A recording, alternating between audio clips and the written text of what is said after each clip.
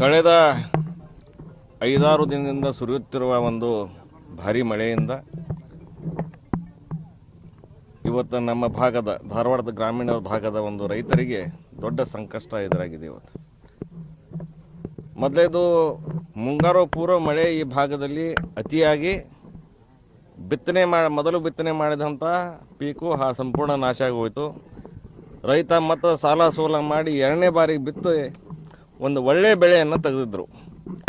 ಒಳ್ಳೆಯ ಬೆಳೆ ಅಂದರೆ ಯಾವ ರೀತಿ ಇತ್ತಂದ್ರೆ ಎಲ್ಲ ರೈತರ ಬಾಯಿ ನಾವು ಕೇಳ್ತಿದ್ದೀವಿ. ಯಾಕೆ ನಾನು ಒಬ್ಬ ರೈತ, ಕಡ್ಲು ಕುಲ್ಕಣ ರೈತರು, ಸಿಮಕ್ಕರು ಹೊಲ ಅದಾವ, ನಾವು ಕೇಳ್ತಿದ್ದೀವಿ, ನಾವು ನೋಡೇವಿ. ಇವತ್ತು ನಾವು ಸೋಯಾಬೀನ್ ಬಿತ್ತೇವೆ, ಹೆಸರು ಬಿತ್ತೇವೆ. ಬೆಳೆ ನೋಡಿದ್ರೆ ಈ ಸರಿ ಬಂಪರ್ ಪೀಕ್ ಬರ್ಬೋದು ಅನ್ನುವಂಥ ನಿರೀಕ್ಷೆ ಒಳಗೆ ನಾವು ಇದ್ದೀವಿ. ಯಾಕಂದ್ರೆ ಎಲ್ಲ ರೈತರ ಆಡ ಭಾಷೆದಾಗ ಹೇಳ್ತಾರೆ, ನಮ್ಮ ನಡಮಠ ಹೆಸರು ಅದಾವ್ರಿ, ಎದಿಮಠ ಸೋಯಾಬೀನ್ ಅದಾವ್ರು ಅಂತ ಖುಷಿಯಿಂದ ಹೇಳ್ತಿದ್ರು.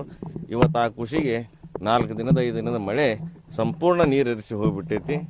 ಇವತ್ತು ನಾವು ಭಾರತೀಯ ಜನತಾ